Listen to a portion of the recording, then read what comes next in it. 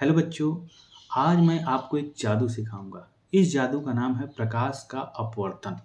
अगर इस जादू को आपने सीख लिया तो 40 ऑब्जेक्टिव आपके। जैसे पिछले भाग में मैंने आपको 40 इंपॉर्टेंट ऑब्जेक्टिव बताए थे प्रकाश के प्रवर्तन से, सेम वैसे ही मैंने 40 ऑब्जेक्टिव और लाए हैं जो प्रकाश के अपवर्तन से चैप्टर से आ रहे हैं। तो चलिए शुरू करते हैं। और इसे शुरू करने से पहले प्लीज़ मेरे चैनल को लाइक और सब्सक्राइब जरूर करें ताकि मैं नेक्स्ट वीडियो जल्दी से जल्दी आपके लिए ला सकूं। जैसा कि आप वीडियो देख रहे हैं इस स्क्रीन में, ये जो वीडियो है एक उत्तल लेंस है जिसमें दो लाइटें आ रही हैं और इसके जो एफ है फोकस पर मिल रही है। इसे हमें देखने के बाद यहाँ से ये पता चलता है कि जब दो लाइटें समानांतर उत्तल लेंस से पार करती हैं तो एक फोकस पे मिल जाती है, मतलब लाइटें एक जगह केंद्रित हो रही हैं। ये उत्तल लेंस का गुण है। इस गुण के आधार पे कई एक ऑब्जेक्टिव क्वेश्चन आएंगे जो हम आगे देखेंगे। अभी मैं आपको एक दूसरा वीडियो दिखा रहा हूं जो है अवतल लेंस। इस लेंस में भी देखिए दो लाइटें आ रही हैं और ये केंद्र पे नहीं जा रही हैं, दूर भाग रही हैं। ये लाइटें बिखर जा रही हैं। इस गुण का भी उपयोग हम पढ़ेंगे यहाँ इस चैप्टर में ही नहीं, आगे जब हम जो थर्ड चैप्टर आएगा आपका मानव नेत्र, उसमें भी इसका काफ़ी यूज है और ये उसी के लिए पढ़ ही रहे हैं। उसके बाद एक तीसरा आपको वीडियो दिखाऊंगा प्रकाश का अपवर्तन। जैसे आप देख रहे हैं कि एक माध्यम में जो लाइटें हैं सीधी आ रही हैं और दूसरे माध्यम से वो बिखर जा रही हैं। ये तो हो गई किताबी भाषा। अब आपको मैं समझाता हूँ। मान लीजिए कि प्रकाश का अपवर्तन के लिए आप थोड़ा सा हम गांव के भाषा में समझते हैं। अगर आपको मैंने एक समोसे दे दिए तो आप खाएंगे, एक स्पीड से खाएंगे, एक स्पीड से आपका मुंह चलेगा। अगर उसके बाद एक आप मैंने गुलाब जामुन दे दिया तो आपकी स्पीड में फिर से चेंज आएगा। फिर एक जलेबी दे दिया, फिर से चेंज आएगा। मतलब जैसे जैसे आपका खाना चेंज हो रहा है वैसे वैसे आपका स्पीड भी चेंज हो रहा है। जिस तरह से हमने देखा कि कैसे समोसा और फिर समोसा के बाद गुलाब जामुन फिर जलेबी खाने से हमारे मुंह का स्पीड चेंज हो रहा है, ठीक उसी प्रकार जब प्रकाश एक माध्यम से दूसरे माध्यम जाती है तो प्रकाश का जो स्पीड है वो चेंज होता है। अब ये स्पीड धीरे हो सकता है या तेज हो सकता है, ये माध्यम के ऊपर है। आप खुद दिमाग लगाइए। जैसे मैंने पहले जो ऑब्जेक्टिव क्लास लिया था उसमें बताया था कि आपको पानी में दौड़ा दें और एक खुले सड़क पे दौड़ाएंगे, आप कहाँ तेज भागेंगे? आप खुले सड़क पे तेज भागेंगे। सेम ऐसे ही यहाँ पे है कि आपको किसी विरल माध्यम मतलब वो माध्यम जो खाली हो, और सघन माध्यम जो भरा हो, जिसका घनत्व ज्यादा हो, उसमें प्रकाश चलेगा तो उसका स्पीड कम होगा। और एक चीज यहाँ पे और होता है कि अभिलंब से मुड़ जाता है। इसको हम कैसे समझते हैं? जैसे मान लीजिए कि आप कहीं गए मेला में घूमने, किसी मार्केट में घूमने, अगर कहीं झगड़ा हो जाता है आपका, एक बहुत बलवान या नेता टाइप के लोग आ जाते हैं, तो आप क्या करोगे? आप प्रकाश हो तो आप वहां झुक जाओगे और साइड से निकल जाओगे। सेम प्रकाश वो भी करता है। अगर ये एक विरल से सघन माध्यम में जाता है तो ये क्या करता है? अविलंब से झुक जाता है। और दूसरा क्या करता है? जैसे आप करोगे, उसी मार्केट में अगर आपसे कमजोर कोई लड़का मिल जाता है तब क्या करोगे? आप झुकोगे नहीं, फिर तान के खड़े हो जाओगे। वैसा ही प्रकाश भी करता है। जैसे ये जैसे सघन से विरल में जाएगा, ये क्या करेगा कि दूर भागेगा, उससे अभिलंब की ओर वो दूर भागेगा। सेम वैसा ही यहाँ चीज है कि ये माध्यम के ऊपर चेंज करता है अपना। अब हम जैसे अब यहाँ आगे देखेंगे ऑब्जेक्टिव में कि विरल से सघन में जाएगा तो अभिलंब की ओर मुड़ेगा, और सघन से विरल में जाएगा तो अभिलंब से दूर भागेगा। वही चीज यहाँ पे है। तो पहला ऑब्जेक्टिव जो हमारे स्क्रीन पे है, ये है जब प्रकाश की किरणें एक माध्यम से दूसरे माध्यम में जाती हैं तो अपने पथ से विचलित हो जाती हैं। जैसा कि उदाहरण से हमने समझे हैं। तो इसे क्या कहते हैं? इसे क्या कहते हैं इस घटना को? प्रकाश का अपवर्तन। तो ये हमारा हो गया प्रकाश का अपवर्तन, पहला नंबर। अब दूसरा है प्रकाश के अपवर्तन के कितने नियम? 2 नियम। जैसे प्रकाश के प्रवर्तन के 2 नियम होते हैं, वैसे ही अपवर्तन के 2 नियम। 2 नियम हो गए। उसके बाद अगला जो क्वेश्चन है, आपतन कोण किसके बराबर होता है? वैसा ही जैसे ये प्रकाश आएगा, यह अभिलंब है और यहां से मुड़ जाएगा, तो ये जो कोण होगा आई, ये कोण आर के बराबर होगा। आई बराबर आर, ये बराबर होता है। तो वही आपतन कोण जितना होगा उतना ही अपवर्तन कोण होगा। तो इसका आंसर है ए। अब हम चलते हैं अगला क्वेश्चन, प्रकाश की चाल सबसे अधिक किसमें होती है? जो विरल हो उसमें सबसे अधिक होगी, क्योंकि वहां कोई रुकावट नहीं होगा, कोई प्रतिरोध नहीं होगा। तो ये निर्वात ऐसा चीज है जहां पे कोई प्रतिरोध ही नहीं होता प्रकाश के लिए, तो वहां पे इसकी चाल सबसे ज्यादा होगी। अगला है, जब प्रकाश की किरणें विरल माध्यम से सघन माध्यम में प्रवेश करती है, वही जो मेला में गए थे घूमने, उसी का आ गया उदाहरण। तो किरण किधर मुड़ जाता है? अविलंब से दूर भागता है, क्योंकि विरल से सघन गया, आपसे ज्यादा पावरफुल आदमी आ गया आपके सामने, दूर भागेगा। उसके बाद अगला क्वेश्चन है, जब प्रकाश की किरणें सघन माध्यम से विरल माध्यम में जाए, उल्टा, अगर आपसे कमजोर अब आ गया पार्टी, तब क्या करेंगे? तो वही, तो अविलंब से दूर हटता है।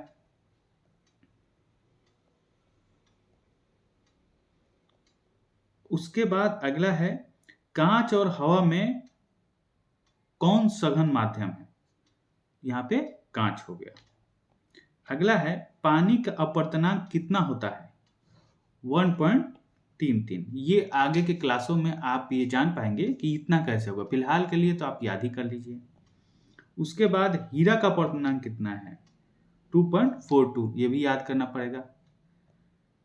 अगला क्वेश्चन है, पानी से भरी हुई बाल्टी में रखा हुआ छड़ मुड़ा हुआ प्रतीत होता है, इसके कारण?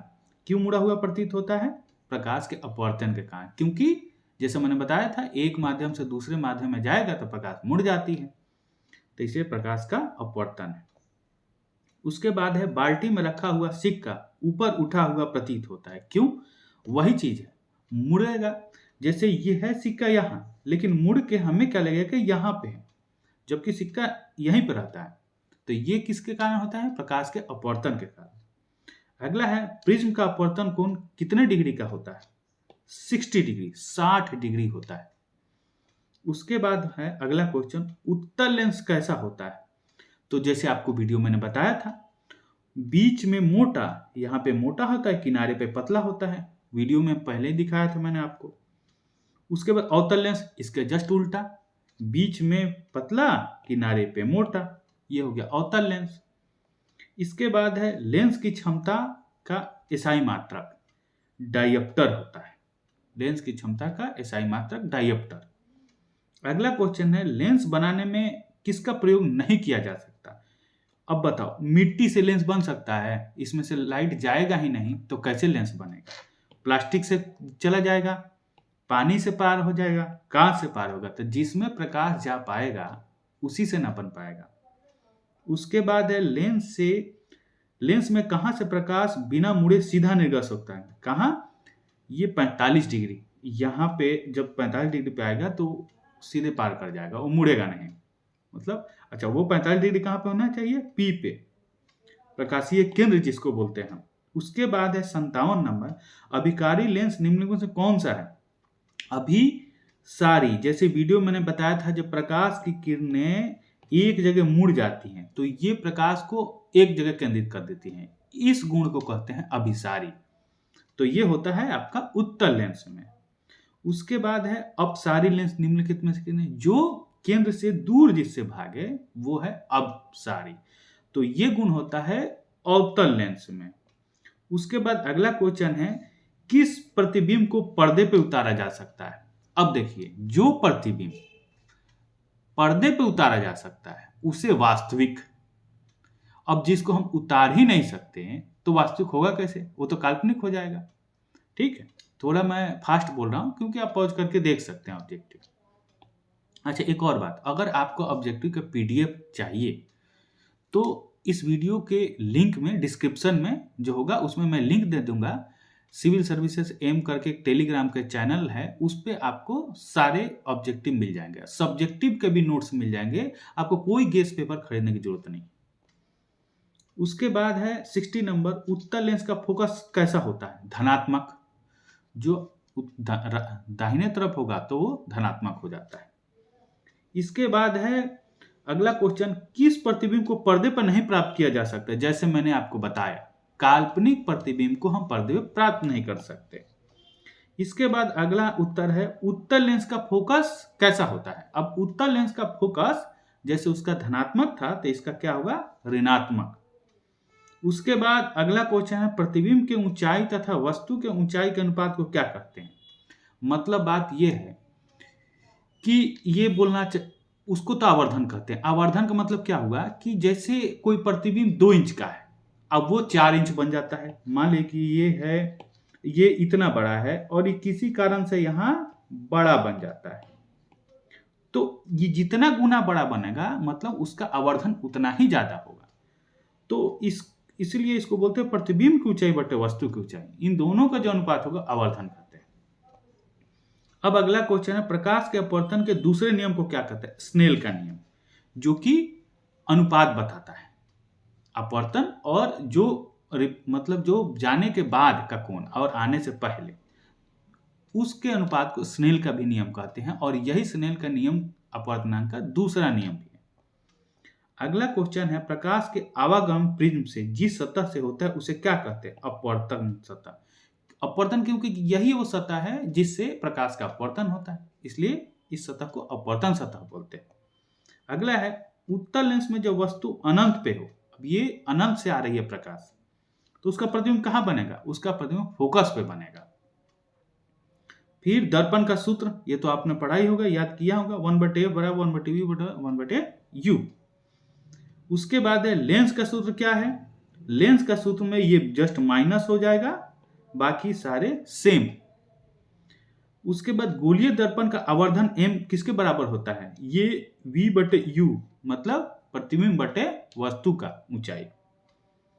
उसके बाद जैसे स्नेल का गणितीय रूप I/r। उसके बाद आता है, अगर किसी अवतल दर्पण का फोकस दूरी f तथा वक्रता त्रिज्या r हो, कभी भी जो फोकस होता है वो वक्रता त्रिज्या से आधा रहता है, या यूं आप समझे कि वक्रता त्रिज्या जो है फोकस से दुगना होता है। तो अब जैसे पूछ दे वैसे आप दे सकते हैं। उसके बाद टिंडल प्रभाव प्रकाश के कौन सी परिघटना को दर्शाता है? टिंडल प्रभाव जो है प्रकाश का प्रकीर्णन, ये हमें पढ़े होंगे, जब प्रकाश की किरणें बूंदे में गुजरती है तो बिखर जाती है, उस प्रभाव को प्रकीर्णन बोलते हैं। इसी कारण हमारा आकाश भी नीला दिखता है। फिर 73 नंबर, एक उत्तल लेंस की क्षमता 1 डायप्टर है। अब डायप्टर मतलब क्या है कि 1 मीटर, एक डायप्टर मतलब 1 मीटर। अब 1 मीटर कितना मीटर होता है? 100 सेंटीमीटर के बराबर होता है। उसके बाद अगला है, सोलर कुकर में प्रयोग किसका किया जाता है? सोलर कुकर में अवतल दर्पण का प्रयोग किया जाता है। ये क्वेश्चन पहले भाग में भी आया था। अगला क्वेश्चन है, प्रकाश का वेग न्यूनतम होता है किस चीज में भाई? कांच में न्यूनतम होता है। क्यों? क्योंकि इसका जो माध्यम होगा ये घना होगा।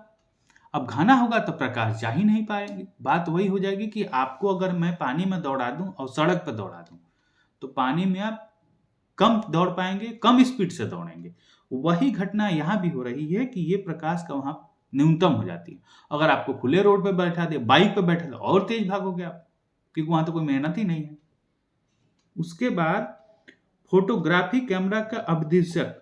अब फोटोग्राफी में खासियत क्या है कि ये जो फोटो आप गए होंगे खिंचाने या मोबाइल से खींचते होंगे, तो क्या करता है कि दूर से आने वाली प्रकाश को पास में खींचना है। तो जैसे ये उत्तल मान लीजिए कि लेंस है, ये दूर से प्रकाश आ रही है, इसको एक जगह लेना है, तो एक जगह लेने वाला ये जो खासियत, ये गुण है, ये किस में होता है? उत्तल दर्पण में। क्योंकि अब मान लीजिए कि अवतल दर्पण हो तो ये तो आएगा, अब बिखेर देगा, तो फिर कैमरा पे फोटो ही नहीं खींच पाएंगे। तो इसलिए हम हमेशा उत्तल दर्पण का, उत्तल लेंस का यूज करते हैं। उसके बाद अगला है निर्गत किरण एवं अभिलंब के बीच के कोण को क्या कहते हैं? तो वो निर्गत कोण कहते हैं। उसके बाद है जब प्रकाश की किरण हवा से कांच में प्रवेश करती है तो मुड़ जाती है। अब हवा से कांच मतलब विरल से सघन में जा रही है तो मुड़ जा रही है, तो मुड़ेगी ही क्योंकि पावरफुल आदमी मिल गया सामने। उसके बाद है एक अवतल दर्पण की फोकस 10 सेंटीमीटर है। अब अवतल दर्पण की फोकस जब 10 सेंटीमीटर है तो उसकी वक्रता की त्रिज्या कितना, 20। कैसे? तो फोकस हमेशा जो होता है वक्रता त्रिज्या से आधा होता है। तो अगर फोकस ही हमारा 10 है तो उसका वक्रता त्रिज्या कितना होगा, दुगना होगा, 20 होगा, तभी तो इसका 10 होगा। अगला है लेंस के मुख्य फोकस की संख्या कितनी होती है? तो इसमें 2 होता है। कैसे? तो पढ़े होंगे, एक फोकस यहाँ, एक फोकस यहाँ, एक वक्रता त्रिज्या भी 2 होते हैं दोनों साइड। लेंस के केंद्र बिंदु कितने होते हैं को कहते हैं हम क्या, प्रकाशीय केंद्र। कैसे? तो ये जो लेंस है जो बीच में होता है इसे प्रकाशीय केंद्र कहते हैं। अब गोली दर्पण का वक्रता केंद्र को किस अक्ष से निरूपित किया जाता है? सी से, और फोकस को एफ से। पतले लेंस की आवर्धन क्षमता क्या होती है? कम। जितना पतला होगा वो प्रतिबिंब उतना ही छोटा बनाएगा और जितना मोटा होगा उतना बड़ा बनाएगा, तो आवर्धन क्षमता वैसे बढ़ते जाती है। तो पतले लेंस का आवर्धन क्षमता कम होगी क्योंकि वो छोटा बनाएगा। अब हम अगले भाग में पढ़ेंगे प्रकाश, नेत्र तथा रंग बिरंगा संसार। ये हम अगले सीरीज में लाऊंगा। और दूसरी बात, जो इसका पीडीएफ मैंने टेलीग्राम पे शेयर कर दिया है, जिसका लिंक मैंने डिस्क्रिप्शन में डाल दिया हूँ। प्लीज मेरे चैनल को लाइक एंड सब्सक्राइब जरूर करें। Thank you.